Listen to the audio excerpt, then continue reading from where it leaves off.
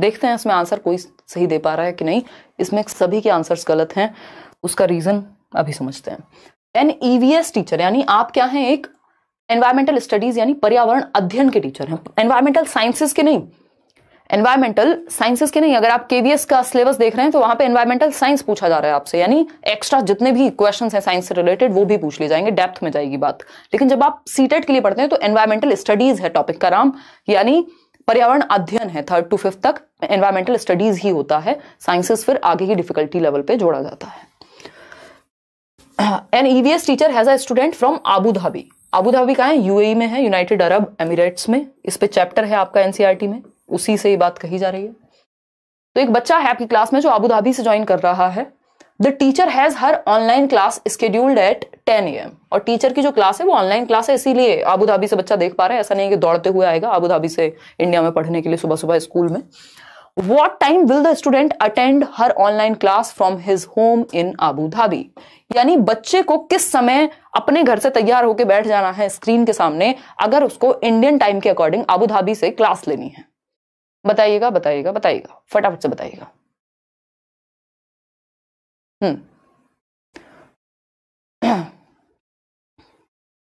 1.5 घंटे का अंतर है, एग्जैक्टली 8:30 बजे।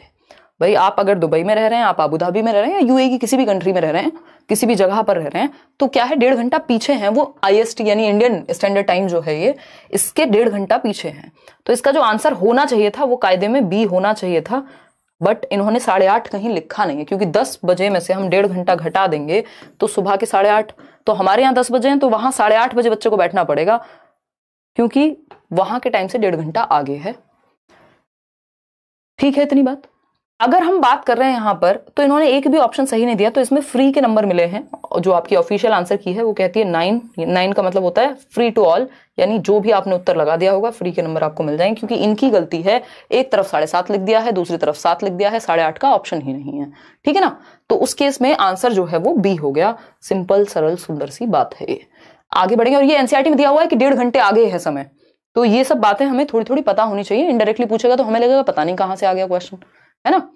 और बढ़ते हैं आगे। चलिए बहुत बढ़िया।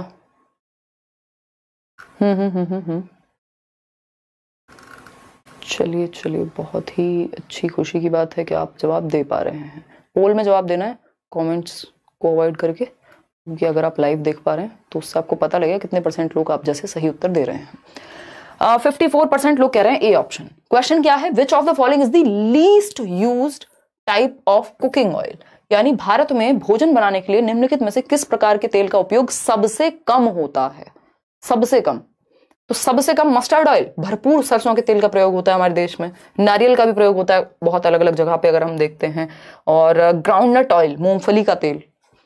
पाम ऑयल सबसे कम इन चारों ऑप्शंस में से यूज होता है। पाम मतलब ताड़ का तेल, खाने के लिए कम यूज करते हैं और बहुत सारे प्रोडक्ट्स में ये यूज होता है। लोग पता नहीं कहाँ कहाँ, शैम्पू से लेके और बहुत सारे ब्यूटी प्रोडक्ट्स वगैरह में भी यूज कर लेते हैं। तो पाम ऑयल बेसिकली कम यूज होता है अगर हम बाकी ऑयल्स का कंपैरिजन करें इंडिया के कॉन्टेक्स्ट में कुकिंग के मामले में। तो ए ऑप्शन, ये एकदम फैक्चुअल सा क्वेश्चन है, इसमें मैं और आप कुछ कर नहीं सकते। क्वेश्चन नंबर 3 देखिएगा। A principal asked an EVS teacher to select indoor plants for her office, यानी एक प्रिंसिपल ने, आप स्कूल में गए, आपका सिलेक्शन हो गया केंद्रीय विद्यालय में मान लेते हैं, या जहां पर भी इस साल अभी केवीएस की वैकेंसी आई हुई है तो केवीएस ही मानेंगे। तो आपका सिलेक्शन हो गया और आपके प्रिंसिपल ने कहा कि एक काम करिए, आप ईवीएस टीचर हैं, इंडोर प्लांट सेलेक्ट करके लाइए, कि आपको थोड़ा बहुत तो पर्यावरण के बारे में पता ही होगा, और इंडोर प्लांट सेलेक्ट करके लाइए जिनको हम बिना सनलाइट के भी, या कम सनलाइट भी अगर विंडो से आ रही है तो वो सर्वाइव कर जाएं। होता है ना, कुछ इंडोर प्लांट्स होते हैं, कुछ आउटडोर प्लांट्स होते हैं जिनको सनलाइट की जरूरत ज्यादा होती है, उनको बाहर रखा जाता है। जो कम सनलाइट में भी गुजारा कर लेते हैं, हफ्ते में 1 आध दिन दिखा दो, तो उनको हम इंडोर कह रहे हैं। तो आप एज अ ईवीएस टीचर अपने ऑफिस के अंदर रखने के लिए पौधे चुनने गए हैं, तो कौन सा समूह आप चुनेंगी, कौन सा ग्रुप ऑफ प्लांट्स आप चूज करेंगी इन 4 ऑप्शंस के कॉम्बिनेशन में से? एलोवेरा, पेट्यूनिया या मनी प्लांट। फिर एलोवेरा, मनी प्लांट, क्रोटोन, या फिर मनी प्लांट, पेट्यूनिया और मिंट। मिंट आपका वही पुदीना, तो पुदीना कैसे सरवाइव करेगा घर के अंदर, है ना। और बात रही किसकी, ये पेट्यूनिया की, तो ये एक ऐसा पौधा है अगर नहीं भी बताया तो हम इसके बारे में अब जान सकते हैं, जिसको सनलाइट की बहुत ज्यादा जरूरत होती है, लगभग 6 घंटे तो चाहिए ही दिन में। तो उस केस में ये तो जहां जहां है इसको हम हटाएंगे ही। मनी प्लांट हमने देखा है बेचारा कहीं भी काम चला लेता है, अपना जीवन चल जाता है। एलोवेरा हुआ या क्रोटॉन के तो बारे में हमने एनसीईआरटी में पढ़ा भी है। तो कम पानी या कम सनलाइट में भी जीवन चल जाएगा, थोड़ा बहुत दिखा दो कभी कभी, काम बन जाएगा। ठीक है, कोई दिक्कत परेशानी इस बात को समझने में अगर हो रही है? Aloe vera, money plant, croton. ठीक, आगे बढ़ेंगे। क्वेश्चन नंबर 4 देखिएगा एक बार, ये क्या कहता है? क्वेश्चन नंबर 4 कहता है इन विलेजेस, यानी गांव की जब हम बात कर रहे हैं, it is common to observe how women at home remove the husk from the grain, this method is known as. ये क्वेश्चन पहले ऑफलाइन आपके जब पेपर होते थे तब भी पूछा गया है 2 बार कम से कम, इस बार भी पूछा गया है। यानी गांवों में हम यह साधारण रूप से देख सकते हैं कि जो महिलाएं हैं वो अनाज से भूसे को कैसे अलग करती हैं, ऐसे फटक करके। ठीक है ना?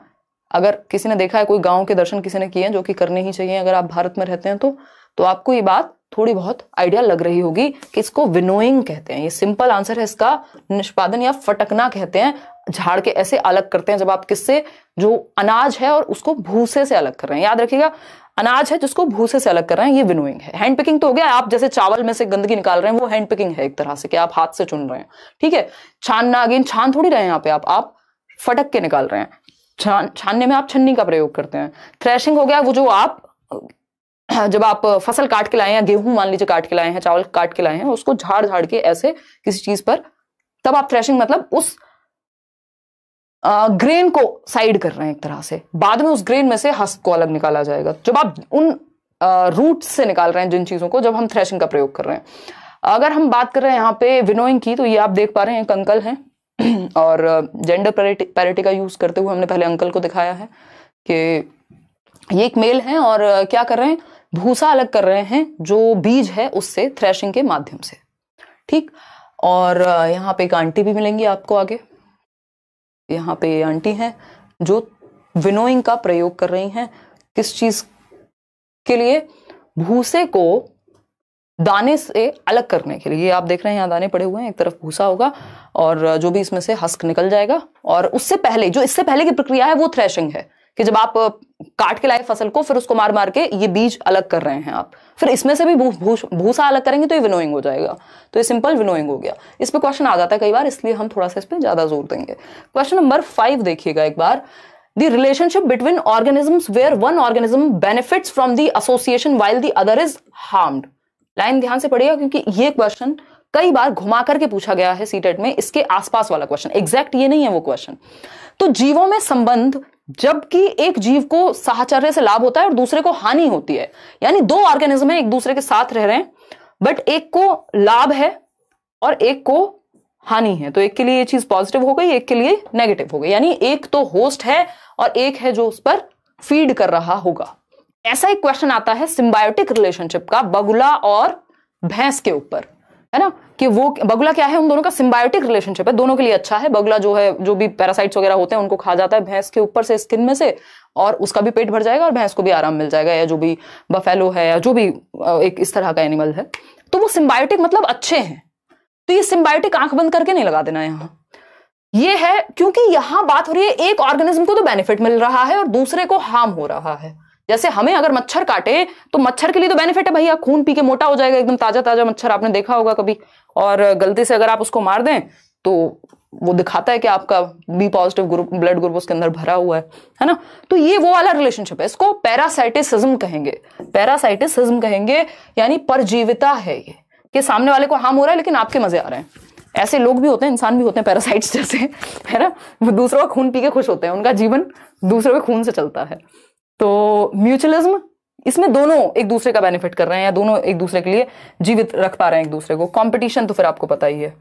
पैरासाइटिसिज्म यानी परजीविता, डी ऑप्शन अगर आप यहां देखेंगे तो ये हम देख पा रहे हैं मच्छर है। ये पैरासाइटिसिज्म यानी परजीविता का जो रिश्ता है, यानी parasitism is the relationship between 2 organisms, यानी 2 जीवों के बीच का रिश्ता, वेयर इन वन ऑर्गेनिज्म, जो एक जीव है जहां पर वो क्या है, पैरासाइट है, खून चूसने वाला है, thrives at the cost of the other the host. Host क्या है यहां, मान लीजिए ह्यूमन हैंड है, तो ह्यूमन क्या बन गया इस मच्छर के लिए, होस्ट हो गया कि भैया आओ। होस्ट नहीं होते, घर में बुला रहे हो आप किसी को खाने पर, आप होस्ट कर रहे हो उस टाइम पे, तो आपने अपने घर में बुलाया कि लो बेटा खून पियो, है ना, वेम्पायर के जैसे। और मच्छर क्या है यहाँ, पैरासाइट बन गया। तो ये पैरासाइटिसिज्म है, परजीवी है। ऐसे बहुत सारी चीजें हो सकते हैं अलग अलग, है ना। ये सिर्फ एक उदाहरण है ह्यूमन वाला, करेंगे इंग्लिश पेडागोजी भी, डोंट वरी यार। चलिए आगे बढ़ते हैं, डोंट वरी।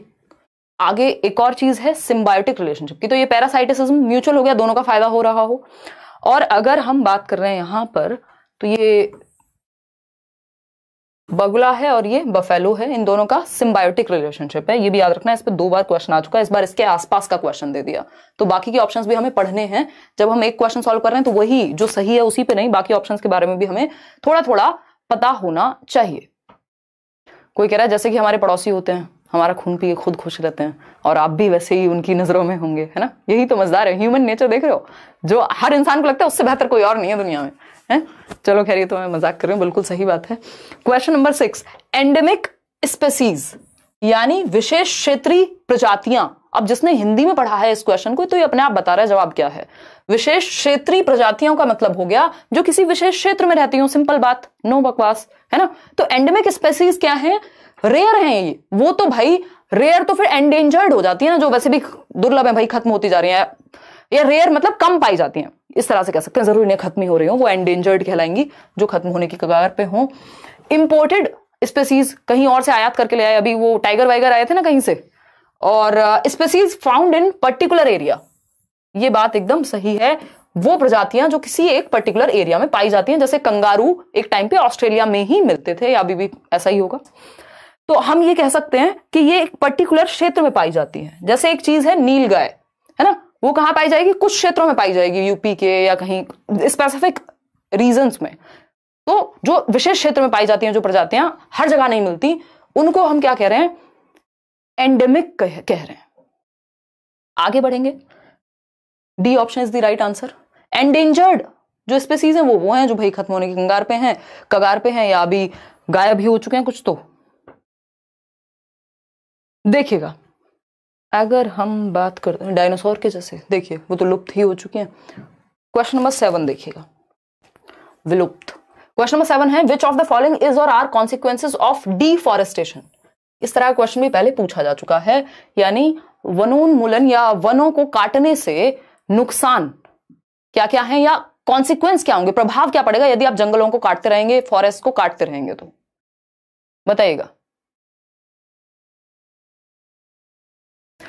कुक विद जन्नत, उनको मेल कीजिए, मेल दिया हुआ है सीटेट वालों ने। अगर ऐसा हुआ है, इमेज डिस्क्रिपेंसी या कुछ इस तरह का इशू है, उनको ईमेल कीजिए। ईमेल मैंने बताया था जब सीटेट का नोटिफिकेशन आया था उस टाइम पे, या ऑफिस विजिट कीजिए, बिल्कुल जाइए अगर इस तरह कोई इशू है आपके फोटो का या कुछ भी, है ना। कोई कह रहा बिहार में बहुत है देखिएगा, केवीएस पीआरटी लगभग बाइलिंगुअल मिलेगा, बट इसका मतलब ये नहीं है कि एक एक शब्द, एक सेम शब्द को 4-4 बार हिंदी और इंग्लिश दोनों में बताया जाएगा। मतलब बाइलिंगुअल मतलब वो भाषा जो जनरली हम समझ पा रहे हैं, हिंदी और इंग्लिश मिक्स करके। देखिएगा, अगर हम बात करें, ये कहां से आवाजें आ रही हैं भाई, पटाखे फूट रहे हैं बोर्ड से, ये शाम से चला हुआ है ना क्लास की वजह से। निम्नलिखित में से कौन सा वनोन्मूलन के परिणाम है, यानी अगर हम फॉरेस्ट कट करते रहेंगे, पेड़ों को काटते रहेंगे, तो उसका कॉन्सिक्वेंस क्या होगा। पहला ऑप्शन है इंक्रीज ऑफ एटमॉस्फेरिक टेम्परेचर, यानी वायुमंडलीय तापमान में वृद्धि। आप देख लीजिए, अगर आप गांव जाते हैं तो आपको कई डिग्री टेम्परेचर कई बार कम मिल जाता है। जहां आसपास पेड़ होते हैं जिन इलाकों में, वहां पर क्या है, टेम्परेचर हल्का सा कम होगा बाहर के रोड से, ये बात हम जानते हैं। तो बिल्कुल सही बात है, अगर पेड़ नहीं है तो क्या होगा, टेम्परेचर इंक्रीज होगा।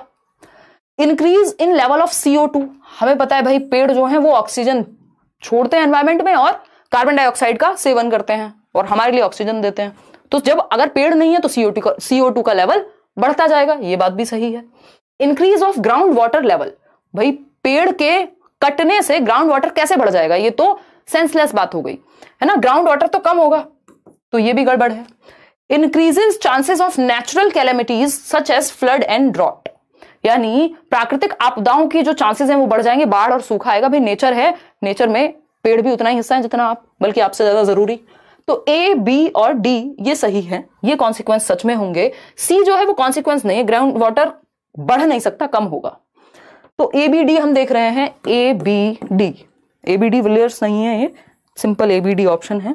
ठीक, तो C option is the right answer. Clear है ये बात? आप तो पोल 3 दिन पहले हटा देते हो भाई साहब, हैं? चलिए आगे बढ़ते हैं। क्वेश्चन नंबर 8 देखिएगा। और फिर भी टाइप करने में 4 साल लगा देते हो, क्या करते रहते हो लैपटॉप में, है? बता दीजिए। नहीं बताएंगे? शौर्य सिंह के एग्जाम्स खत्म हो गए। मैम एप्लीकेशन में लास्ट में डिवाइस टोकन मांग रहा है, वो क्या होता है? एक बार कॉल करके पता कर लो, नहीं तो मैं बोल दूंगी सोनल, मुझे मेल छोड़ देना। ऐसा कुछ होगा कि मतलब आपने कहीं दूसरे डिवाइस से तो लॉगिन नहीं कर लिया है, तो उसमें फिर दिक्कत आ जाती है।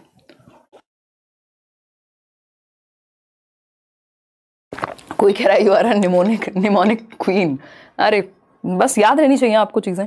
और निमोनिक में वो नहीं होता ना, क्या कहेंगे उसको, थोड़ा सा भाषा की मर्यादा भी बनी रहती है, छिछलापन नहीं होता कि आप एकदम गलत उदाहरण देखिएगा। अगर हम बात करें क्वेश्चन नंबर 8 की, तो ये कहता है which of the following statements are true regarding cold and hot deserts. अगर हम बात करें तो कौन सी बातें या कौन से कथन सही होंगे ठंडे और गर्म रेगिस्तान को समझने के लिए? तो अब एनसीईआरटी में ठंडे और गर्म रेगिस्तान की बात हुई है कि राजस्थान क्या है, गर्म है। अगर हम लद्दाख की बात कर रहे हैं तो वो कोल्ड डेजर्ट है, वहां ठंडा रेगिस्तान है। अगर हम देखें तो पहला ऑप्शन है hot deserts have high temperature while cold deserts have low temperature. यानी जो गर्म रेगिस्तान होते हैं वहां पे तापमान अधिक होगा, ठंडे में कम होगा। ये तो बिल्कुल एकदम नॉर्मल आसान सी बात है भाई। कोल्ड तभी तो कह रहे हैं जब टेम्परेचर कम है, और अगर हॉट है तो टेम्परेचर हाई होगा। यहां टेम्परेचर कम होगा, लद्दाख में टेम्परेचर कम है, राजस्थान में टेम्परेचर हाई है। सिंपल बात। बी ऑप्शन है hot deserts are battered by sun and are sandy, cold deserts have ice and snow covered ground. यानी गर्म रेगिस्तान पर सूर्य और रेत की अधिकता होती है, जबकि ठंडे रेगिस्तान में बर्फ और हिम से घिरी हुई रहती है। जो धरती है वो ग्राउंड जो है पूरा, जो भी वहां आसपास की चीजें हैं वो बर्फ से ढकी हुई होंगी। बिल्कुल फैक्ट है।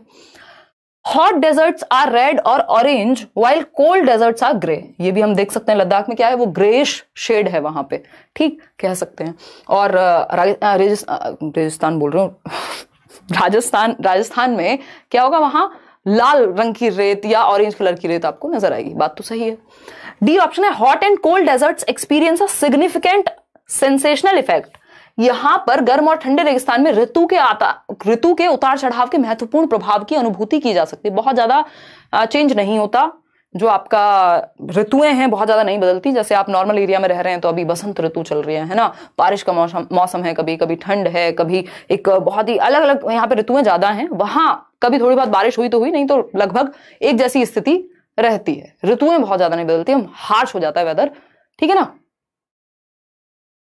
Ma'am previous year online paper लगा लो, निकल जाएगा, बिल्कुल निकल जाएगा फनी क्लिप। और साथ में देख लो ये नोट्स जो मिल रहे हैं आपको वो पढ़ लो, और जो मैराथन चल रही है वो पढ़ लो, मोर देन सफिशिएंट हो जाएगा। तो आंसर क्या है यहाँ? डी गलत है। बहुत ज्यादा ऋतुएं नहीं देखने को मिलती, वेरिएशन नहीं है। A B C, B option is the right answer. कितने लोग सही दे रहे हैं? 42% लोग। ठीक है, आगे बढ़ेंगे नेक्स्ट क्वेश्चन पे। सरकार अब सो गए, आप कुछ और करने में लग गए हैं? तुम इधर मुंह करके बैठा करो ताकि दिखे तुम कर क्या रहे हो, है ना। सो जाते हो, स्लो साबुन हो गए हो। क्वेश्चन नंबर 9 देखिएगा। क्वेश्चन नंबर 9, ध्यान वहीं रखो ना जो काम कर रहे हो। National parks are important for preservation of wild life, which national park is the oldest in India. बहुत ही अच्छा क्वेश्चन है। वन्य जीवन के संरक्षण के लिए राष्ट्रीय उपवन या पार्क बनाए गए कि वहां पे जो भी फ्लोरा एंड फौना है वो भाई ठीक से रहे।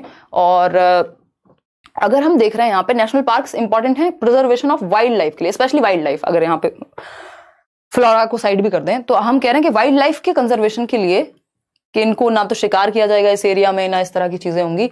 तो कौन सा नेशनल पार्क जो है वो ओल्डेस्ट है इंडिया में, ये पूछा है हमसे। अब इसमें जवाब जो है वो अलग अलग तरह के हैं, और लाइक शेयर करना आप लोग भूल जाते हैं, बट वो कर दीजिए अगर आपको सेशन पसंद आ रहा है तो। देखिए काजीरंगा सबसे पुराना है, लेकिन ये फॉरेस्ट रिजर्व की तरह इसको लिया गया था 1905 में, नेशनल पार्क नहीं बनाया गया था। नेशनल पार्क 1974 में बनाए, तो इसलिए काजीरंगा इसका सही उत्तर नहीं हो सकता। Jim Corbett national park is the right answer, 1936। ये है कहां? उत्तराखंड। ठीक है जी। गए हैं आप कभी शौर्य सिंह? नहीं, चलेंगे अभी सीटेट देके घूमेंगे, ठीक है। मतलब देखे क्या, देंगे तो ये लोग, बट मतलब खत्म हो जाएगा सीटेट तब। बट कहां से यार, केवीएस भी आ चुका है अब तो। इमाम क्या कह रहे हैं? इमाम कह रहे हैं good evening ma'am, practice set submit के बाद ऑल सेक्शंस का आंसर सेव नहीं होता है, ऐसा कैसे हो जाएगा इमाम? है किसकी बात कर रहे हो, कौन सी जगह पे कर रहे हो ये काम? ठीक है, तो आंसर क्या हुआ इसका? Jim Corbett national park. तो आपके सिस्टम में कुछ गड़बड़ है अगर ऐसा है तो, है ना, क्योंकि अगर आपने सबमिट किया है प्रॉपर हर एक सेक्शन तो दिक्कत नहीं होनी चाहिए। क्वेश्चन नंबर 10 देखिएगा, बड़ा क्वेश्चन है थोड़ा सा। Correct sequence of seed germination. अब देखो ये नॉर्मल टॉपिक को थोड़ा सा मुश्किल बना के पूछ लिया कि जो बीज हैं उनके अंकुरण के सही क्रम को पहचानना है, यानी बीज बोए जाते हैं वो कैसे वर्क करते हैं, क्या स्टेप्स रहते हैं, उसको आपको सही क्रम में पहचानना है। बताइएगा फटाफट से। इतने में आप लोगों के आज कमेंट्स पढ़ूंगी भरपूर, क्योंकि कई दिनों से मैराथन चल रही है, ज्यादा कमेंट्स में पढ़ नहीं पाती हूँ। हेलो मैम नमस्ते, राहुल सैदपुर। बहुत बड़े राहुल, आप ऑफलाइन क्लास में आए थे, याद है मुझे, मेरा नाम भी लिया करो आप। रीटा चौहान कह रहे हैं, बहुत बढ़िया जी। चलिए देखिए 40% लोग क्या कह रहे हैं? B option. देखते हैं अभी, समझते हैं। अगर हम बात करते हैं पहले ऑप्शन की तो ये कहता है आफ्टर द लीव्स अपीयर, यानी after the leaves appear then the young plants can make their own food. ये सबसे पहले पत्तियां ही आ गई, सीधा बीज बोया नहीं है, पत्तियां आ गई हैं। देख रहे हैं कितना तेजी से चल रहे हैं। तो ए ऑप्शन तो फर्स्ट नहीं हो सकता, जहां पे भी ए ऑप्शन फर्स्ट है उसको हटा सकते हैं हम। तो ये ए और बी ऑप्शन हट गए यहां से, बाकी के दो बचे, ऐसे एलिमिनेट करेंगे भाई। Seed absorbs water through a hole, this softens the seed coat and it ruptures. मतलब बीज एक छेद से पानी को सोखता है और यह बीजावरण को नरम कर देता है और यह फूट जाता है। चलो ठीक है। सी ऑप्शन है, a soft shoot emerges from the seed and grows upward, यानी अंकुरण हो गया और अब वो बाहर निकलना शुरू हो जाएगा बीज। तो इससे पहले बीज तो लाओ कहीं। During this stage the baby plant lives on the food stored in the seed, a small root emerges from the seed which grows downwards। क्या कहना चाहेंगे, आपके क्या विचार हैं, ये पूछा है। तो सबसे पहले जहां सीड की बात हो रही है वो है आपका बी ऑप्शन। बीज एक छेद से पानी को, यानी पहले वो पानी को सोखेगा, बीज को पानी मिलेगा और वो नरम हो जाएगा और उसके बाद वो अंकुरित होकर के फूटेगा। बात तो ठीक है। तो पहला ऑप्शन बी ही होना चाहिए। ई तो नहीं हो सकता ना कि पहले स्मॉल रूट, बीज से एक छोटी जड़ निकलती है नीचे की ओर बढ़ती है, तो ये तो आगे की प्रोसेस हो गई। ये सेकंड स्टेप होना चाहिए। फिर डी आएगा आपका, during this stage the baby plant. अब बेबी प्लांट बाहर आएगा और फिर जाकर के आपका ये सॉफ्ट शूट, फाइनली बीज जो है वो प्लांट हो गए। तो C option is the right answer. अगर आप कॉमन सेंस से भी देखेंगे तो ई पहले नहीं आ सकता। पहले तो नॉर्मल एक जो सीड है वो एब्जॉर्ब करके वाटर को और तब उसको लगाया जा रहा है ताकि आगे की प्रक्रिया चल सके। तो सी ऑप्शन ही एकमात्र सही उत्तर है यहाँ। अगर हम एलिमिनेशन मेथड का भी प्रयोग करें, बहुत ज्यादा हम ना भी रट्टे लगाए हों हमने, तब भी हम ये चीज कॉमन सेंस से सॉल्व कर पाएंगे। क्वेश्चन नंबर 11 देखिएगा। क्वेश्चन नंबर 11 देखिएगा और बताइएगा ये कौन है? इतने रंग बिरंगे चीजें, मेरा नाम कभी नहीं लेती आप, सबरीन जेबा। इतने क्रिएटिव हो ना आप लोग, पढ़ भी लिया करो थोड़ा। इतनी जल्दी पोल क्यों हटा दे रहे हो भैया, बताओ जरा। हैं बक्सर वाला, कैसी हो मैम? आज मेरी गर्लफ्रेंड की शादी हो रही है तो सिर्फ पढ़ाई करो, क्या फर्क पड़ रहा है आपको? कौन सा खाना खाने जाना है? बुलाया तो होगा नहीं, तो अपना खाना घर में खाओ और पढ़ाई करो शांति से। क्या हो गया है? ऐसा कौन सी टेक्नोलॉजी है जो दुनिया से अलग, पहली बार दुनिया में एक चीज हो रही है। देखिएगा, choose the correct journey of bajra seed from the field to plate, यानी बाजरे के बीज की खेत से प्लेट तक की सही यात्रा को चुनिए। मतलब बाजरे का बीज है, उससे आपकी प्लेट तक जब वो रोटी की फॉर्म में आएगा तो क्या स्टेप्स रहे होंगे। दिव्यांजलि क्या पूछे? Hello ma'am, attempting CTET for first time in I am a mother of 3-year-old kid, please guide last time revision specially facing problem in Hindi pedagogy. Divyanjali, मैंने एक 25 दिन की स्ट्रेटेजी बनाई थी, एक बार उसको देख लो। और सिर्फ मैराथन सेशंस प्रीवियस ईयर, जहां प्रीवियस ईयर में अटक रहे हो, मान लो हिंदी में ही कौन से टॉपिक्स में दिक्कत आ रही है, समझ के पढ़ने में दिक्कत आ रही है, तो उनको और अच्छे से 4-4 बार रिवाइज करके ढंग से समझो पहले कि कहना क्या चाह रहा है क्वेश्चन, और प्रैक्टिस करनी है मैराथन से। नोट्स आपके पास हैं, उतनी चीजें इनफ हो जाएंगी, दिक्कत आपको नहीं आएगी, पेपर निकल जाएगा। बेशक आपको घबराहट हो रही हो, लेकिन अगर आप पढ़ते रहेंगे इस घबराहट के दौरान भी तो नुकसान नहीं होगा, उससे निकल जाएगा पेपर, पता भी नहीं लगेगा आपको। सी ऑप्शन 81% लोग कह रहे हैं। मतलब फसल काटना, चलो हार्वेस्टिंग तो कॉमन है सभी जगह, तो ये तो फर्स्ट ऑप्शन हो ही गया। फसल काटना, उसके बाद आप कह रहे हैं थ्रेशिंग, यानी फटकना, जो हम शुरुआत में बात कर रहे थे कि कट गई फसल, फिर उसके बाद उसको ऐसे झाड़ के थ्रेशिंग हो जाएगी, ठीक है बात, फिर विनोइंग होगी, बिल्कुल यही बात हम कर रहे थे कि थ्रेशिंग के बाद विनोइंग आएगी।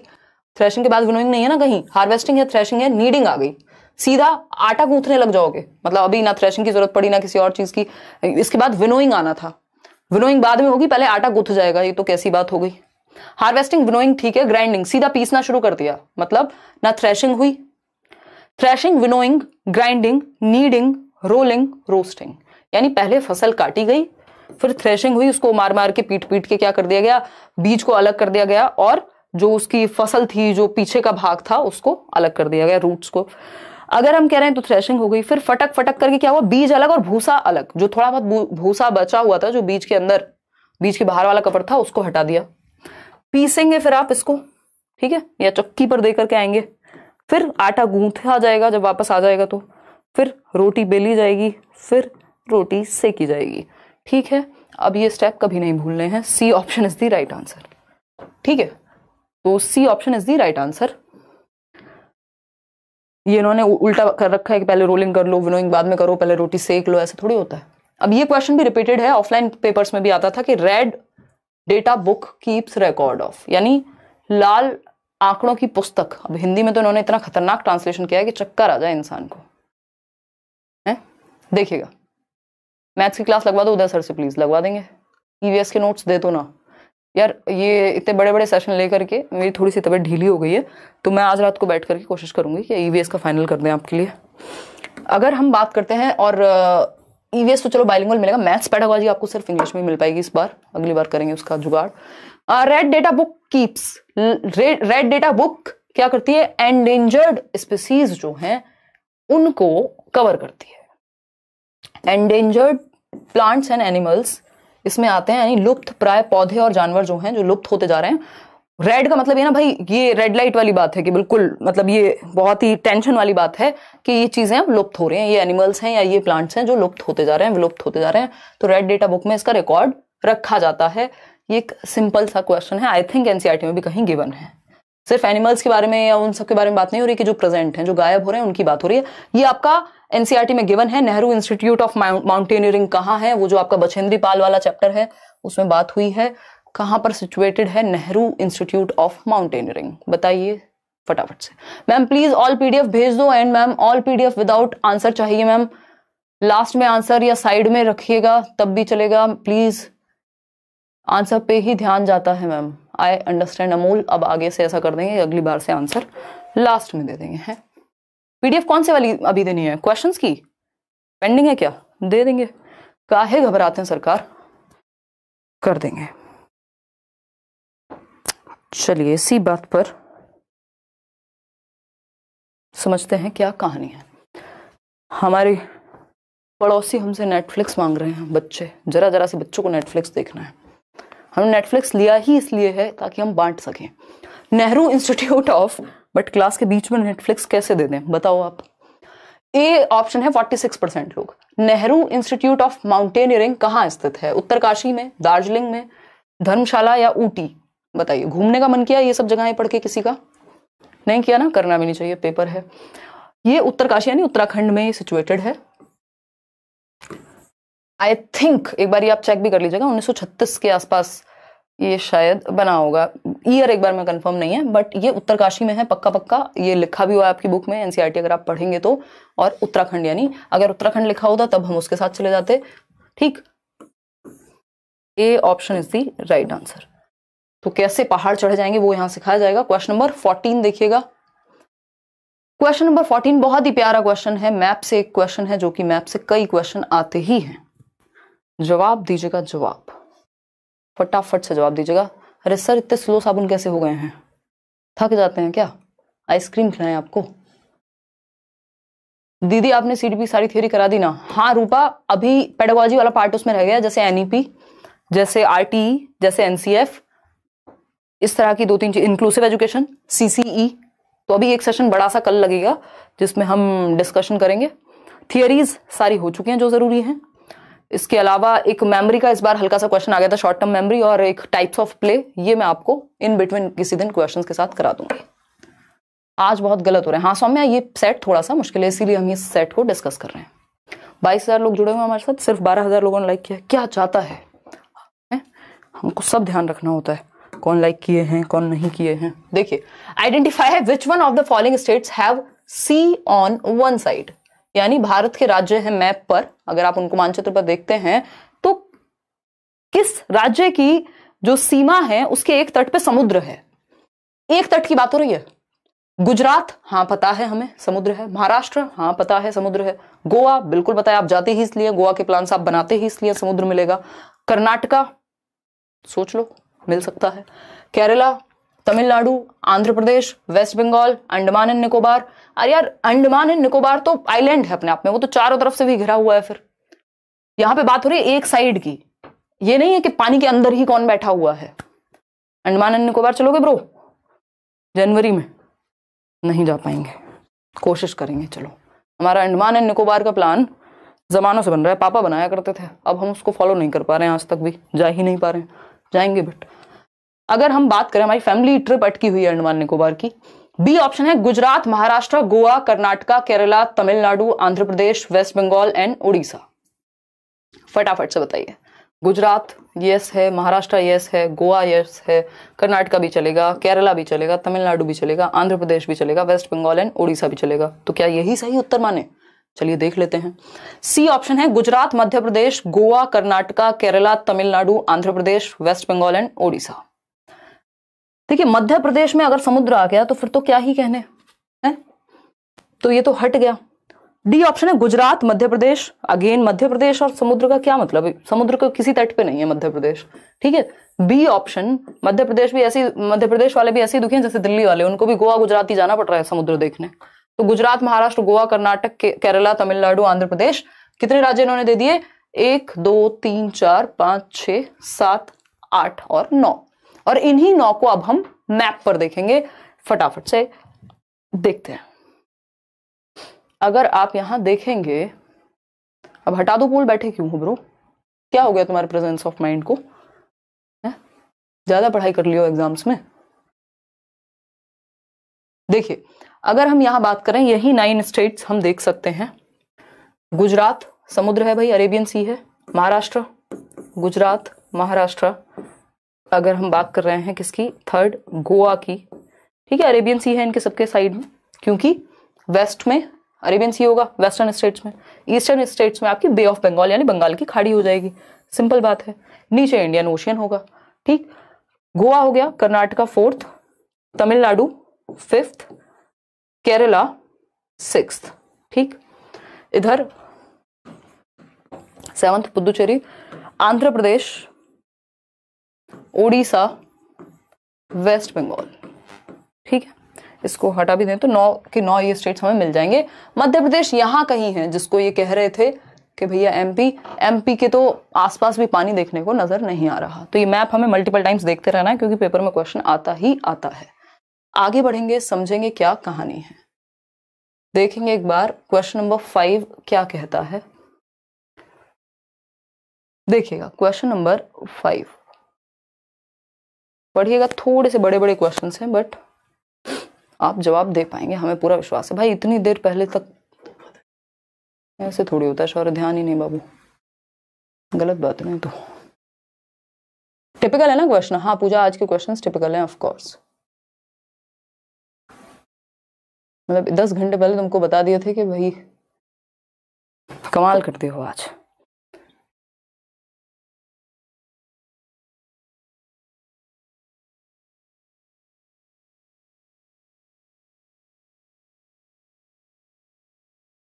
क्वेश्चन नंबर 15, हार्वेस्ट के बारे में कुछ बात हो रही है, जवाब दीजिए फिर हम आगे बढ़ेंगे। बी ऑप्शन कह रहे हैं 52% लोग। चलिए समझेंगे क्या सही है और क्या गलत है। 52% लोग कह रहे हैं B option is the right answer over here. चलिए मान लिया हमने बी ऑप्शन। देखते हैं, अगर हम बात करें, harvest festivals are major occasions of joy and gaiety. मतलब क्या, वो फसल कटने का जो पर्व है वो खुशी और उल्लास का पर्व होता है, देश भर में हम देखते हैं, और इस पे अलग अलग जगह पे अलग अलग नाम भी हैं, इसके इवेंट्स होते हैं। उत्तर प्रदेश, बिहार और मध्य प्रदेश सेलिब्रेट तिल संक्रांति। आप देखते हैं तिल संक्रांति या मकर संक्रांति भी कह देते हैं हम, सेम होते हैं या नहीं ये आप बताइएगा। बट हाँ संक्रांति मतलब किस खुशी में, फसल के लिए मनाई जा रही है।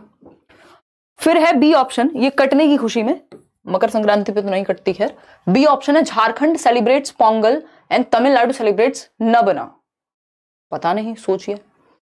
फिर आते हैं हम, झारखंड में पोंगल कब से मनाने लग गए भाई, ये केरला वाली बात हो जाएगी। गुजरात सेलिब्रेट्स लोहरी, अरे कमाल कर दिया है, फिर पंजाब क्या करेगा, ठीक, तो ये भी गड़बड़ हो गया। डी ऑप्शन है महाराष्ट्र सेलिब्रेट्स गुड़ी पड़वा, असम सेलिब्रेट्स बिहू, ये हमने बिल्कुल एनसीईआरटी में पढ़ा है, बिहू मनाया जाता है असम में। वेस्ट बंगाल में नबना। अब बात ठीक लग रही है, ए और डी जो है यहाँ कुछ सेंस मेक कर रहे हैं, तो A and D is the right answer. A and D कहीं लिखा है, नहीं नहीं नहीं, यहाँ पे ए एंड डी है, B option is the right answer, वो तो बी एंड डी हो जाएगा, ठीक है, तो B option is the right answer over here. आगे बढ़ेंगे क्वेश्चन नंबर 16 पर, देखिएगा पूछा है कुछ बड़े बड़े से क्वेश्चंस हैं।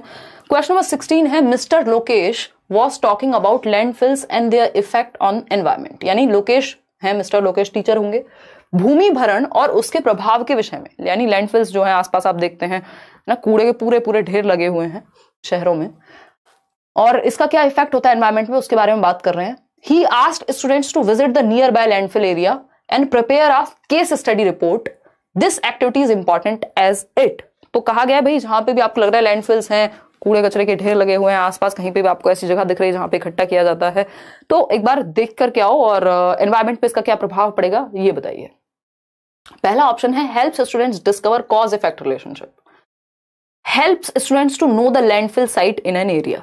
अब इतनी कोई मतलब ताजमहल तो है नहीं कि लैंडफिल साइट देखने जाएंगे तो बिना उसके काम नहीं चल पाएगा। फिर आता है आपका C option, helps students to go out of classroom and enjoy, चलो ठीक है। Helps students analyse and think of situations to mitigate the problem, यानी इस समस्या का विश्लेषण करके इसको हल कैसे कर सकते हैं, बात एकदम ठीक है। कुछ हद तक हम कह सकते थे कॉज एंड इफेक्ट रिलेशनशिप हल्का फुल्का हम कह सकते थे कि यहाँ सही की तरफ जा रहा था, बट क्या ये सही हो सकता है पूरी तरह से, कॉम्बिनेशन ही नहीं दिए हैं, अगर सही होता भी तब भी आपको पता है कि कॉम्बिनेशन नहीं दिए हैं, गलत नहीं कहेंगे पूरी तरह से, बट दो ही ऑप्शन अगर चूज करने हैं तो बेहतर ऑप्शन दो सिर्फ आपका सी और डी है, जो ऑप्शन सी में दिए हुए हैं, तो सी सही है। अगर ए की हम बात करें तो ए सी डी का कोई ऑप्शन यहां नहीं है अवेलेबल, तो उस केस में ए पूरी तरह से गलत अगर नहीं भी है, क्योंकि कॉज एंड इफेक्ट डायरेक्टली नहीं सिखाने जा रहे हो, मान लो चर्चा हो भी गई तो ये कॉज एंड इफेक्ट ऐसा नहीं है कि इसके और तरीके नहीं है इसको ठीक करने के, ठीक है। तो आगे बढ़ेंगे नेक्स्ट क्वेश्चन पे, सी और डी ज्यादा बेहतर है बाकी के दोनों ऑप्शन से, ए और बी से।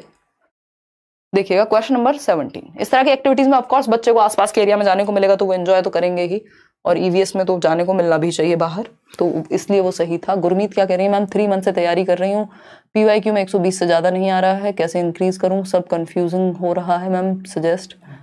Queen of pedagogy EVS notes जल्दी मिल जाएंगे गुरमीत, 1 से 2 दिन और समय दीजिए। बात रही आपकी 3 महीने में 120 से ज्यादा नहीं जा रहा है, क्या चाहते हो 150 ले आओगे हैं देखिएगा, खैर ये मजाक की बात हुई। गुरमीत एनालिसिस आपको, क्योंकि मैं आपके सामने नहीं हूं तो आप मुझे मिलेंगे अगर ऑफलाइन क्लास में या कोई भी अगर मिल रहा है तो वहां मुझे पता लगेगा किस सेक्शन में कितने आ रहे हैं, कहाँ इंप्रूवमेंट की ज्यादा गुंजाइश है, किस तरह के क्वेश्चंस गलत हो रहे हैं, ये सब देख करके एनालाइज कर पाओगे आप अपने आप को, और किन टॉपिक्स में दिक्कत आ रही है तो उनको अलग से पढ़ो, 2 बार और एक्स्ट्रा पढ़ो, प्रैक्टिस की कहीं कोई कमी तो नहीं है, क्वेश्चन पढ़ के समझने में गलती तो नहीं हो रही, बहुत सारे रीजन हो सकते हैं इसके पीछे, और 120 is a good score, paper में ज्यादा ही आएगा।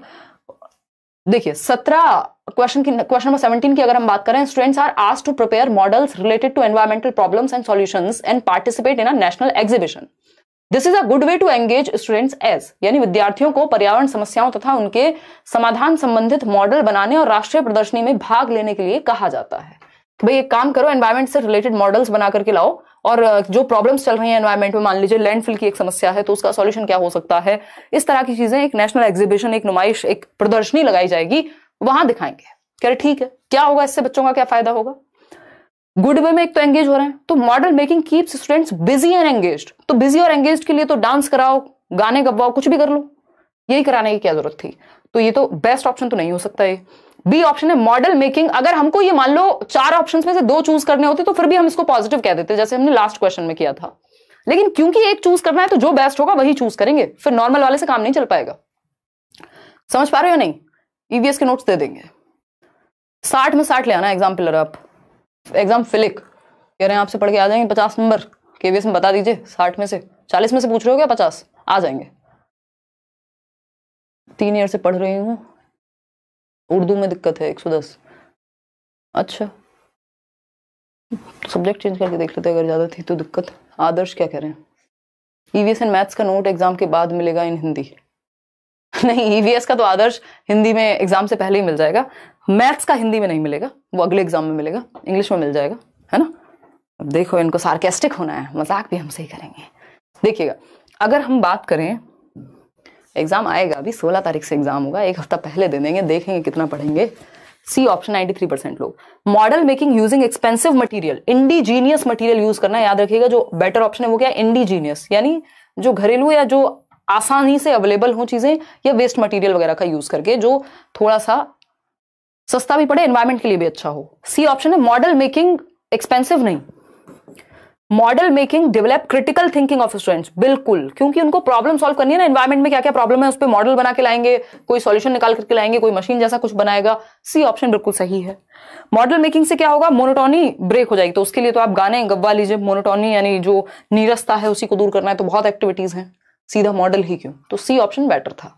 अब देखिए क्वेश्चन नंबर 18 देखिएगा, which one of the following activities can be used by an environmental studies teacher to impart process skills. इस बार प्रोसेस स्किल, इवन इससे पहले भी प्रोसेस स्किल्स पूछी गई है, प्रक्रिया कौशल कहते हैं इनको हम, जिसमें बच्चे का दिमाग इन्वॉल्व हो, जैसे आपका ऑब्जर्व करना, क्लासिफाई करना, एक्सपेरिमेंट करना, ये सब प्रोसेस स्किल्स हैं जिससे आपकी साइंटिफिक नॉलेज, एनवायरमेंटल नॉलेज बेहतर होगी। ठीक, तो प्रोसेस स्किल्स किससे बेहतर होंगी? किस एक एक्टिविटी से? डांस से, रेसिटेशन से, वाचन करवाने से, सिंगिंग से नहीं, गार्डनिंग से। क्योंकि जब बच्चा एक एक्टिविटी करेगा उसको ऑब्जर्व करेगा, तो ऑब्जर्वेशन क्या है? एक प्रोसेस स्किल है।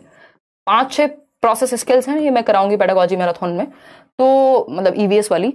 तो बागवानी करने में आपको ऑब्जर्व करना पड़ेगा, प्लांट्स कैसे ग्रो होते हैं, कितनी मात्रा में उनको कब क्या देना है, कब सनलाइट देनी है, क्या एक्स्ट्रा वीड्स निकालने हैं। तो ये ऑब्जर्वेशन नाम की एक प्रोसेस स्किल आपकी डेवलप होगी। किसी और चीज में क्लासिफिकेशन हो सकती है, किसी और चीज में एक्सपेरिमेंटेशन हो सकती है। ठीक, क्वेश्चन नंबर 19 देखिएगा एक बार, ये क्या कहता है? 2 pots were placed in the garden and in both of them seeds of beans were sown। यानी 2 बर्तन रखे गए बगीचे में और दोनों में सीड्स लगाए गए। एक के अंदर, जो एक बर्तन है उसके अंदर क्या लगाया गया? बीन्स। ठीक, एक बर्तन को छाया में और दूसरे सूर्य के प्रकाश में रख दिया। राधा को प्रतिदिन अवलोकन करने का रिकॉर्ड रखने के लिए कहा गया। Of beans were sown, teacher asked Radha to put 2 pots at 2 different places, एक को शेड में और एक को सनलाइट में, और उनका रिकॉर्ड यानी उनको ऑब्जर्व करे कि जो शेड में रखा गया था वो कैसे मुरझाया या क्या हुआ, या फिर जो सनलाइट में रखा गया था उस पर क्या प्रभाव पड़ा। तो अब राधा की कौन सी प्रोसेस स्किल यहां डेवलप होगी? सिंपल बात है, इससे कॉन्फिडेंस बढ़ जाएगा। भाई ऑब्जर्व करेगा बच्चा, कॉन्फिडेंस की बात कहां से हो रही है? कोई स्पीच देने को थोड़ी कहा है। डेवलपिंग हर ऑब्जर्वेशन स्किल्स, बिल्कुल। बच्चा अवलोकन करेगा कैसे सीड जर्मिनेट होगा, कैसे एक एक दिन में वो मुरझाएगा, बनेगा, पानी कब दिया जा रहा है, उससे क्या प्रभाव पड़ेगा। तो ऑब्जर्वेशन स्किल्स आपकी बेटर होती हैं जब आप बच्चे को कोई ऐसी एक्टिविटी देते हैं जिसमें उसको ऑब्जर्व करना पड़े डेली बेसिस पे। कॉन्सेप्ट प्रेजेंट किया जाएगा, पंक्चुअलिटी आ जाएगी, जी नहीं। B option is the right answer या बेस्ट आंसर बाकी चारों से। क्वेश्चन नंबर 20 देखिएगा, क्या है ये? How can an EVS teacher make her students a best protector of the environment. भाई आप ईवीएस के टीचर हैं, पर्यावरण अध्ययन पढ़ाते हैं अपने विद्यार्थियों को एक पर्यावरण संरक्षक के रूप में, कि आप पर्यावरण को बचाएं भी, पर्यावरण को क्या करें? बचाएं भी। तो एक पर्यावरण संरक्षक के रूप में कैसे बेहतर काम कर सकते हैं, ये पूछा है हमसे। देखिएगा,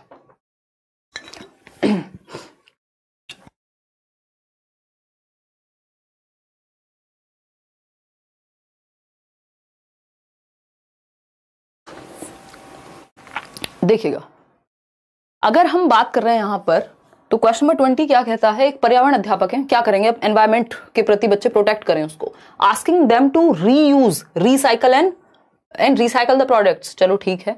asking them to develop new resources, कोई सेंस नहीं है। Making them to be care taker of 1 plant और ट्री ऑफ देयर लोकेलिटी, चलो ये भी ठीक लग रहा है, ये भी ठीक था। Asking them not to harm the nature, अब ये not to harm the nature मतलब सीधा हार्म ही करेंगे। हार्म, प्रोटेक्टर का मतलब है वो कुछ और एक्स्ट्रा एफर्ट्स डालें उसको बेहतर बनाने में, एनवायरमेंट को प्रोटेक्ट करने में।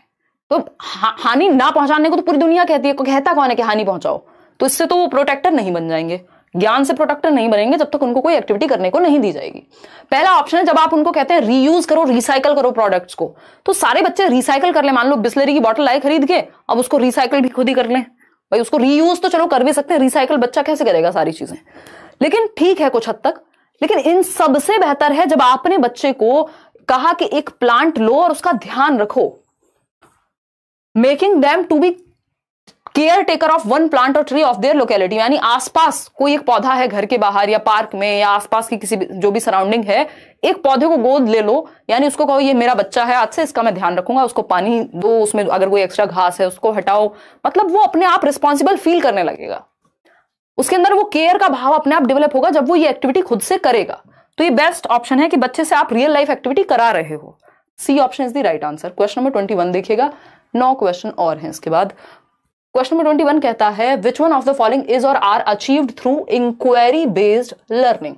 यानी कि उद्देश्य खोज आधारित शिक्षण से क्या प्राप्त होगा? इंक्वायरी बेस्ड लर्निंग, यानी बच्चा जहां इंक्वायरी करे, जहां क्वेश्चनिंग करे, जहां एक्सप्लोर करे, एनवायरमेंट का अन्वेषण करे, डिस्कवर करे चीजें। बताइएगा फटाफट से, फटाफट बताइएगा। पहला ऑप्शन है enhancement in curiosity of the student, यानी बच्चे की जिज्ञासा बढ़ेगी। बिल्कुल कह सकते हैं, ठीक है ना। कितनी देर तक क्लास चलेगा मैम? ये डॉलर के बैग भर के पूछ रहे हैं शाहबाज क्लास का हम समय पहले से निर्धारित कैसे करेंगे, है ना। 1 से सवा घंटा लग जाता है ये 30 क्वेश्चन, क्योंकि बड़े क्वेश्चन है, लेंदी क्वेश्चन हैं। तो मुझे लगता है अगले 15-20 मिनट तक खत्म कर देंगे हम, 10:15 तक, अगर मैं प्रेडिक्ट करना चाहूं तो। एनहेंसमेंट इन क्यूरियोसिटी आप कहें 2 मिनट में करा देते हैं, है ना, सीधा आंसर ही डिस्कस कर लेंगे। डी ऑप्शन कह रहे हैं 60% लोग, यानी इंक्वायरी बेस्ड लर्निंग, यानी जहां बच्चा इंक्वायर करे, खोज करे। क्या हो गया भाई? पहला ऑप्शन है enhancement in curiosity of the student, यानी जिज्ञासा को बढ़ाएंगे। तो बच्चा इंक्वायरी करेगा, अगर जिज्ञासु होगा, क्वेश्चंस पूछेगा, एनवायरमेंट में चीजों को ऑब्जर्व करेगा, एक्टिविटीज करेगा, ठीक है, कोई दिक्कत नहीं है। फिर आता है स्टूडेंट्स एंगेजमेंट इन लर्निंग, यानी विद्यार्थियों की सीखने में व्यस्तता, यानी वो एंगेज रहे, चलो ठीक है। Social interaction among students, developing lower order cognitive processes. देखो लोअर ऑर्डर कॉग्निटिव प्रोसेसेस से काम चलना नहीं है, तो हम कहेंगे ए, बी और सी सही है। ए, बी और सी का ऑप्शन भी है, हाँ डी ऑप्शन है, ठीक है ना। कि इससे क्या होगा कि बच्चे की जिज्ञासा में वृद्धि हो, सीखने में व्यस्त होगा, एंगेज होगा, तो क्या होगा, उससे खोज करने में इंटरेस्ट बढ़ेगा। निम्न स्तरीय नहीं, हाई स्तरीय, यानी higher order thinking skills, HOTS, जिसको हम ब्लूम टैक्सोनॉमी में पढ़ते हैं। तो 21 का डी। क्वेश्चन नंबर 22 देखिएगा एक बार, ये कहता है experiential learning is important for improving the learning abilities of students, which one of the following can be achieved through experiential learning. Experiential learning क्या है? अनुभवजन्य अधिगम, यानी बच्चे को आप अनुभव दे रहे हो उस अधिगम का जो आप उसको कराने की कोशिश कर रहे हो। तो छात्रों में शिक्षण योग्यता सुधारने के लिए अनुभवजन्य शिक्षण महत्वपूर्ण है। आप उसको फील्ड ट्रिप पे ले गए, एक अनुभव दिया, कोई एक्टिविटी कराई, प्लांट को सीड को एक प्रॉपर उसको काम दिया कि भाई इसको बो करके देखो कैसे ये ग्रो करेगा, जर्मिनेट होगा। इनमें से कौन सी उपलब्धि अनुभवजन्य शिक्षण से प्राप्त की जा सकती है? यानी जब आप बच्चों को एक्सपीरियंशियल लर्निंग दे रहे हैं तो कौन सी एक चीज अचीव कर पाएंगे वो? सेंसरी एक्सपीरियंसेस, हाँ ठीक है। कॉन्क्रीट एक्सपीरियंसेस, ठीक है। Gain in more knowledge and better grades, ये तो गड़बड़ है। इंप्रूवमेंट इन प्रोसेस स्किल्स, यानी उनकी थिंकिंग, उनकी ऑब्जर्वेशन, उनका एक्सपेरिमेंटेशन, ये सब बेहतर होगा। तो ए, बी और डी सही है, सी गलत है। तो A option is the right answer, जो कि आप लोग भरपूर मात्रा में सही दे रहे हैं। क्वेश्चन नंबर 23 देखिएगा। सचिन एक बच्चा है, क्या कह रहा है देखिए एक बार, पढ़िएगा, इतने में आप लोगों के कमेंट्स पढ़ती हूँ। प्रथा कह रही है मैम मैंने बीएड 3rd सेमेस्टर में सीटेट 2021 क्वालिफाई किया है, एम आई एलिजिबल? बिल्कुल प्रथा, नो टेंशन एट ऑल, बिल्कुल तैयारी कीजिए, जम के कीजिए, ठीक है जी, कोई दिक्कत नहीं उससे, क्योंकि वो ईयर मैटर करता है। और उस साल मतलब आपका फाइनल होना ही था, 3rd था, सेमेस्टर 4th था, डजंट मैटर अब अभी के लिए एटलीस्ट। चलिए देखिए, अगर हम बात करें क्वेश्चन नंबर 23, और अब तो बिल्कुल ही नहीं करता मैटर, अब तो इन्होंने बिल्कुल ही ध्यान देना छोड़ दिया। आप पहले दिन में भी हैं तब भी सीटेट के लिए आप एलिजिबल हैं। यार एसएसटी के नोट्स नहीं मिलेंगे, बच्चे की जान लोगे, अगली बार के लिए सोचेंगे, क्योंकि नोट्स मतलब नोट्स, और नोट्स पे काम करना पड़ता है फिर, अदरवाइज तो पूरी एनसीईआरटी छपवा के दे दें आपको, नोट्स ही हैं फिर वो भी। बहुत अच्छा पढ़ाती हूँ मैम, लव यू, धन्यवाद अभी, thank you so much ma'am, जल्दी मिलेंगे हम, ओके दीदी, ओके स्नेहा, संडे मिलेंगे भाई, संडे ऑफलाइन क्लास है आपकी, फ्री फ्री फ्री। देखिएगा क्वेश्चन नंबर 23 देखिए, Sachin comes from a socio economically disadvantaged background. Sachin एक बच्चा है जो आर्थिक रूप से अभावग्रस्त पृष्ठभूमि से आता है, यानी थोड़े गरीब परिवार से आता है, सोशियो इकोनॉमिक स्टेटस अच्छा नहीं है। Mrs Khurana his class teacher, Mrs Khurana है उसकी कक्षा अध्यापिका, should help Sachin and create a classroom background और एनवायरमेंट विच। अब मिसेस खुराना को, जो कि वो उसकी कक्षा अध्यापिका है, तो उनको कैसा वातावरण देना चाहिए और किस तरह की मदद सचिन को देनी चाहिए। पहला ऑप्शन है values his cultural and social background, यानी जिस भी बैकग्राउंड से वो आता है, चाहे वो सोशियो इकोनॉमिकली डिसएडवांटेज बैकग्राउंड से आए, किसी और हाशिए से अगर वो आ रहा है जाति के आधार पर या आर्थिक स्थिति के आधार पर, तो उसके एनवायरमेंट को, उसके संस्कृति को, परिवेश को वैल्यू देंगी, सम्मान से देखा जाएगा। जो भी बच्चा घर से लेके आता है उसको वैल्यूएबल हम मानते हैं, ये बात समझनी होगी। फिर आता है B option, discourages the use of his vernacular language and focuses on English, यानी उसकी जो मातृभाषा है, जो क्षेत्रीय भाषा है, उसको डिस्करेज करेंगे, हतोत्साहित करेंगे। आपकी 3 लैंग्वेज फॉर्मूला से लेकर के, पुरानी एनईपी से लेकर के, कोठारी आयोग जो शुरुआत में बात कर रहे थे, एनसीएफ से लेकर के, एनईपी से लेकर के, कोई दुनिया में बच्चे की मातृभाषा को नकारने की बात नहीं करता। Categorises him into a separate group, separate मतलब segregation is against the law of nature, अलगाव प्रकृति के नियमों के खिलाफ है।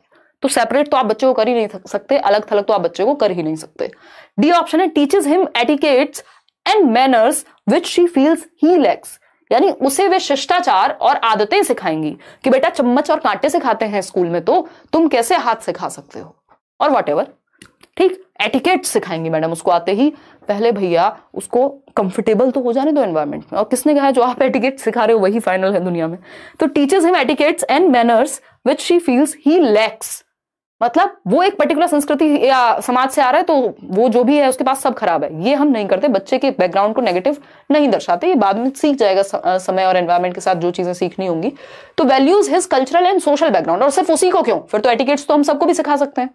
तो उसके सांस्कृतिक और सामाजिक परिवेश को सम्मान से देखा जाए, ये सबसे बड़ी हेल्प हो जाएगी बच्चे की, और उसके लिए एक अच्छा एनवायरनमेंट साबित होगा जब उसको कंफर्टेबल या इमोशनली सेफ फील होगा जिस एनवायरनमेंट में। क्वेश्चन नंबर 24 देखिएगा और जवाब दीजिएगा। कोई रोम रोम कर रहा है, कहां से, वो भी महाराष्ट्र से। बहुत बढ़िया, नाम ले लिया आपका, वैशाली के ए। ईवीएस के नोट्स दे दीजिए, आपके ऑनलाइन एग्जाम के पीवाईक्यू सब वीडियोस देखे, एग्जाम निकलेगा, बिल्कुल निकलेगा वैशाली, है ना। ट्रस्ट करके पढ़ना होता है जो भी आप पढ़ रहे हैं। नेफ्यू बोल रहा है कि जब आप गलती करते हो तो आपकी मैम आपकी पिटाई मोबाइल से बाहर आके करते हैं क्या? यस यस प्रभा, उसको बताना कि हाँ ऐसा एक कॉन्सेप्ट होता है, उसके दिमाग में एक ऑल्टरनेटिव कॉन्सेप्ट भर दो, एक नाइव कॉन्सेप्शन क्रिएट कर दो। पढ़ते हैं ना हम रॉन्ग कॉन्सेप्शंस, उसको बोल दो हाँ ऐसा होता है, ऐसे हाथ आता है भूत की तरह और लग जाता है। मतलब पिटाई तो बच्चों के डर बैठा हुआ है, ऐसे खतरनाक माँ बाप और टीचर्स हैं कि देखिएगा एक बार। अगर हम बात करें किसकी, क्वेश्चन नंबर 24 की, which one out of the following can help a teacher to make his EVS classroom effective, यानी ईवीएस कक्षा को प्रभावशाली बनाने के लिए कौन सा तरीका सही है। Ma'am from where we can get good SST notes for paper 2, Divyanjali कह रही हैं एनसीईआरटीज एनसीईआरटीज एनसीईआरटीज। अगर आप यूट्यूब पे एनसीईआरटी समरी देख सकते हैं, एनसीईआरटी बुक्स, ये लोग शायद यूपीएससी वाले भी पढ़ते हैं ना, मैं ये नहीं कह रही हूँ यूपीएससी की तैयारी कर लो जाके, बट क्या कहते हैं उसको, पढ़ते तो है ही ना ये 6 to 12 तक के लिए। तो अगर किसी के नोट्स मिल जाए वो, क्योंकि आपको एज इट इज मिलना है पेपर में, बिल्कुल लैंग्वेज एनसीईआरटी वाली आएगी, एकदम एक एक लाइन उठ के आती है, तो वो एनसीईआरटी तो आपको पढ़नी पड़ेंगी, है ना। देखिएगा तो उनके नोट्स पढ़ लीजिए, किसी कोई वीडियो देख लीजिए समरी जिसने कराई हो, अदरवाइज 500 पेज मत पढ़ने बैठ जाना कोई किताब खरीद के, इस टाइम पे मुश्किल हो जाएगा, पेपर में ज्यादा समय नहीं है। और उसमें भी फिर वो जिस्ट होगा, जिस्ट से काम नहीं चलेगा, वो लाइन टू लाइन आपको चीजें एनसीईआरटी से उठ करके रखी हुई होनी चाहिए, अगर नोट्स भी बनाए किसी ने तो। देखिएगा क्वेश्चन नंबर है आपका 24, पूछा है कौन सा एक टीचर है जो ईवीएस को बेहतर कौन सी एक तरीका बना सकता है। गार्डन ऑफ स्कूल, यानी अध्यापन, अगर आप पर्यावरण अध्ययन सिखाना चाह रहे हैं तो कौन सी जगह बढ़िया है स्कूल में, गार्डन, हाँ बगीचा है, वहां पे भी एनवायरनमेंट के बारे में सीखेगा। कम्युनिकेशन टेक्नोलॉजी, संप्रेषण की तकनीक, फोन या इंफॉर्मेशन एंड कम्युनिकेशन टेक्नोलॉजी, या इलेक्ट्रॉनिक्स एंड टीवी। तो हम ये कहेंगे ए और सी दोनों सही हैं। अब आप ये कहेंगे कम्युनिकेशन को तो हटा दिया, क्योंकि कम्युनिकेशन टेक्नोलॉजी में उतनी रियल लाइफ चीजें नहीं दिखाई जाती, जैसे मान लीजिए फोन पे बात कर रहे हो आप, या टीवी ही है अगर उसकी बात करें तो वो एक तरफा बात ज्यादा है। जबकि आईसीटी, इंफॉर्मेशन कम्युनिकेशन टेक्नोलॉजी, जो आपके सामने ये बोर्ड है, उसी का एक एग्जाम्पल है। ये जो कैमरा से आप एजुकेशन ले रहे हैं, तो इंफॉर्मेशन कम्युनिकेशन टेक्नोलॉजी के माध्यम से, जिसमें वीडियो दिखाई जा सकती है, जिसमें कोई एक्सपेरिमेंट आपको कराया जा सकता है, एआर वीआर लगा करके कुछ आपको एक्सपीरियंस डायरेक्ट कराया जा सकता है, तो आईसीटी बहुत अच्छा होता है एजुकेशन के लिए, याद रखिएगा। तो सी सही है, और गार्डन तो है ही रियल लाइफ, तो A option is the right answer over here. आगे बढ़ेंगे, सिर्फ ए नहीं होगा क्योंकि सी को हम नकार नहीं सकते, आईसीटी, क्योंकि सारी चीजें आप गार्डन में नहीं दिखा सकते ना, जो चीजें नहीं दिखा सकते उसको आईसीटी के माध्यम से दिखाओगे। क्वेश्चन नंबर 25 देखिएगा। Mrs Mehra wants to assess her students, यानी मिसेस मेहरा एक टीचर हैं और वो अपने विद्यार्थियों का आकलन करना चाहती हैं फॉर इंटरपर्सनल और सोशल क्वालिटीज। इंटरपर्सनल यानी वो आपस में एक दूसरे के साथ कैसे व्यवहार करते हैं, उनकी सामाजिक क्वालिटीज जैसे कोऑपरेशन, लीडरशिप, इस तरह की चीजों में वो कैसे हैं। कोई कह रहा है मैम आप जेंडर बायस करती हो, पोल वाले भैया को तुरंत दिखा दिया था, पोल वाली मैडम को नहीं दिखाया है। अरे पोल वाले भैया मान गए थे, पोल वाली मैडम को मना लेंगे, किस दिन दिखा देंगे, हैं? इसमें जेंडर बायसनेस कुछ नहीं। पोल वाली मैडम को पोल वाले भैया पहले दिखा चुके हैं, व्लॉग्स में देखिए जरा जाके देखिए। Question number 25। अरे हमारा एक व्लॉग चैनल भी तो था, इतने सारे व्लॉग्स बने हुए हैं बट डाले ही नहीं, याद ही नहीं, पेपर के चक्कर में बोरा गए हैं। श्रीमती मेहरा अपने छात्रों के परस्पर संबंधों, सामाजिक विशेषताओं, गुणों का विकास करना चाहती हैं। उसके लिए वे अपनी पर्यावरण अध्ययन की कक्षा में किस आकलन के साधन का उपयोग करें, यानी वो चाहते हैं कि बच्चे सोशली कैसे बिहेव कर रहे हैं एक दूसरे के साथ, या उनमें सोशल स्किल्स, कोऑपरेशन की भावना, टीम लीडरशिप की भावना, हार जीत को एक्सेप्ट करने की भावना, ये सब विकसित हो। इसके लिए वो क्या करें, पेंसिल पेपर टेस्ट लें, तो इससे तो खराब और तरीका हो ही नहीं सकता, एक्टिविटी कराओ। ग्रुप एक्टिविटी, हाँ, डिस्कशन, हाँ, ग्रुप एक्टिविटी से तो पता लगेगा। सोशल स्किल्स, आप कह रहे हो कि बच्चा बाकी लोगों के बीच कैसा है, कि लिख के बता दो बेटा, तो वो तो कुछ भी लिख देगा। तो एक तो ग्रुप एक्टिविटी जिसमें आप ऑब्जर्व कर पाएंगे कि वो कैसे बिहेव कर रहे हैं एक दूसरे के साथ। डिस्कशन में भी पता लगता है कि सामने वाला आपकी बात को कितनी वैल्यू दे रहा है, या जो चीजें आपको नहीं पसंद वो भी आप सामने वाले से सुन करके तब जवाब दे पा रहे हैं अपने तरीके से, ठीक है।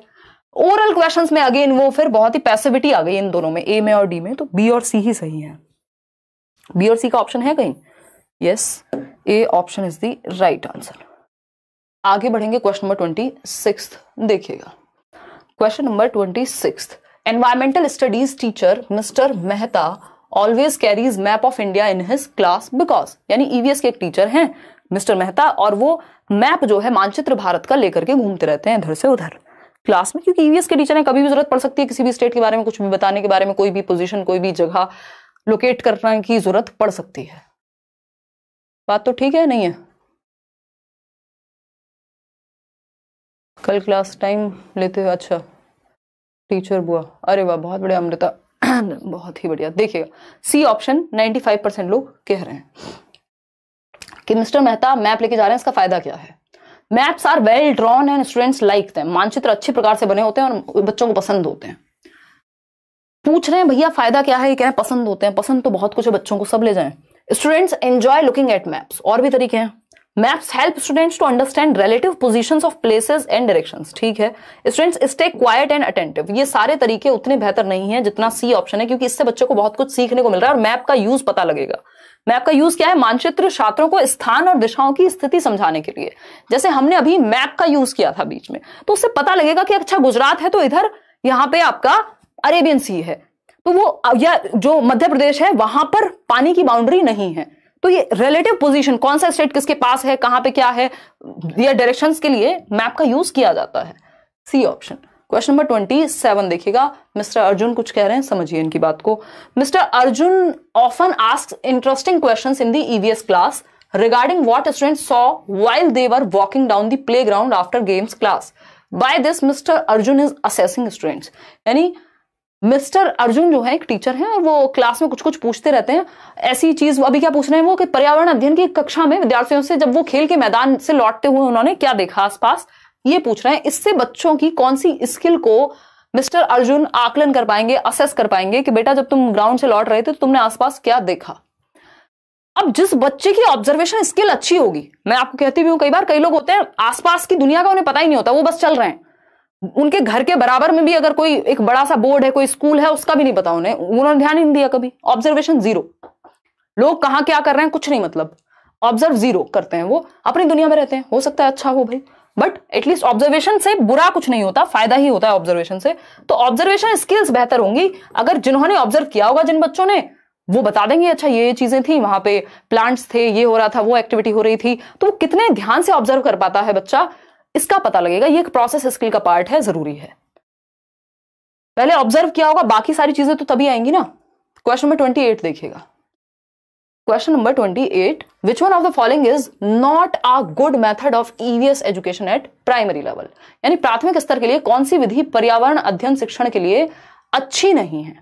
यानी आप ईवीएस पढ़ा रहे हैं प्राइमरी लेवल पे, तो कौन सा एक तरीका सही नहीं है। Asking students to make observations, यानी विद्यार्थियों को अवलोकन के लिए कहना कि भैया ऑब्जर्व कर लो, ये मेथड सही नहीं है, क्यों, ये तो सही है। Giving conceptual facts in classroom lectures, field visits, watching documentaries, इसमें भी बच्चा एक्टिव है। लेकिन ये जो कॉन्सेप्चुअल मैप आपके फैक्ट्स हैं सिर्फ रटवा दिए जाएं कि फलानी जगह फलानी है, ये है, वो है, बस रट्टे लगवाने को दे दिए जाएं, तो ये कॉन्सेप्चुअल फैक्ट हो गए, बस कॉन्सेप्ट्स की डेफिनेशंस या आपने डेटा दे दिया, तो इसमें बच्चा एक्टिव नहीं है। बाकी 3 में बच्चा एक्टिव है ज्यादा, तो यही गलत है। आगे बढ़ेंगे, क्वेश्चन नंबर 29 देखिएगा। क्वेश्चन नंबर 29 ये क्या कहता है, Mrs Manisha wants to create a better EVS learning environment she plans to. यानी श्रीमती मनीषा हैं, वो पर्यावरण अध्ययन शिक्षण के लिए एक अच्छा वातावरण बनाना चाहती हैं, एक कॉन्ड्यूसिव एनवायरनमेंट बनाना चाहती हैं, एक बेटर एनवायरनमेंट बनाना चाहती हैं, समृद्ध एनवायरनमेंट बनाना चाहती हैं। क्या करें बताइएगा, फटाफट से जवाब दीजिएगा। क्या करें मिसेस मनीषा। स्वीटी क्या पूछ रही हैं, मैम एक क्लोज फ्रेंड इग्नोर कर रहा है, रीजन है, कर रहा है, रीजन जॉब को बता रहा है, पुलिस में है, मैं क्लोज मानती हूँ, वो सिर्फ फ्रेंड मानता है, मैं अटैच्ड हूँ, 2 दिन से बिल्कुल कॉन्सेंट्रेट नहीं कर पा रही हूँ। Sweety Gupta, it's a two way street. कितनी बार मैं सेम चीज रिपीट करूं, आप रिलेशनशिप्स नहीं थोप सकते, है ना। आप इमोशंस फील कर लो दुनिया में, जो आपको टीवी में भी दिख जाए उसके प्रति भी, वो एक अलग कहानी है। बट जब आप, ये 2-वे स्ट्रीट है, दोनों लोगों का एफर्ट लगता है, और जीवन में आपका काम इंपॉर्टेंट है ना। उसको अपनी नौकरी करने दो, आप अपने जीवन में फोकस करो। इतनी बड़ी दुनिया है, 8 बिलियन लोग हैं, क्या एक छोटी सी जगह पे एक बड़े से व्यक्ति को मान करके सब कुछ लगे हुए हो हैं। काम करो, देखो पेपर है इतने दिन बाद, कॉन्सेंट्रेट। ये हमारे दिमाग को ना रीजंस चाहिए ना करने के कोई काम, है ना, दुख मनाने के। तो जाने दो ना तेल लेने, जिसको जाना है वो आप कैसे रोक सकते हो किसी को, और जिसको रुकना है उसे भेज नहीं सकते हो। खैर आ जाओ question number 29। Mrs Manisha wants to create a better EVS learning. इतने दुख के साथ ऐसे ऐसे क्वेश्चंस पूछते हो, मतलब ये ऑफलाइन पूछना, मैं देखती हूँ ऑफलाइन में कौन से लोग हैं, उनके फेस पे कैमरा लगाएंगे हम। ये आप ऑनलाइन में पूछ भी पाते हो उस तरह के सवाल। देखिएगा, अगर हम बात करें क्वेश्चन नंबर, मिसेस मनीषा कह रही हैं कि भाई कैसे एनवायरनमेंट, यहाँ मिसेस मनीषा अटकी हुई है एनवायरनमेंट अच्छा बनाने पे, और आप अटकी हुई हैं, छोड़ दो यार। देखो एक बार, अगर हम बात करें डी ऑप्शन की, take extra classes every weekend. मुझे वैसे अच्छा भी लगता है कि आप लोग उतना ईज महसूस कर पाते हैं कि अपनी समस्याएं डिस्कस कर पाते हैं। ये बहुत ही जेन्युइन प्रॉब्लम्स हैं, लोगों का ध्यान भंग करने में 2 ही मिनट लगते हैं किसी को भी। तो इतने जीवन को सस्ता मत बनाइए कि कोई भी आता जाता व्यक्ति आपके जो मेन मुख्य चीजें हैं आपके जीवन की, जो आपका काम है, आपकी एजुकेशन है, लाइफ है आपकी, उसको हिला करके रख दे, नहीं तो आपकी चाबी फिर दूसरों के हाथ में हमेशा रह जाएगी।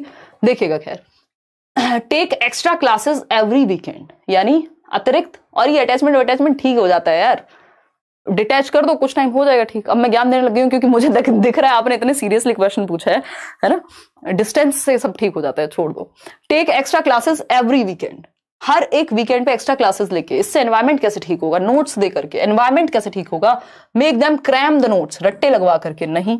Conduct a survey of neighbourhood, यानी जब आप बच्चों को कहेंगे कि क्या करो बेटा, एक सर्वे करो एनवायरनमेंट में जाकर के। ये बात हमें अच्छी लग रही है, मिलेंगे वैशाली, ठीक है ना।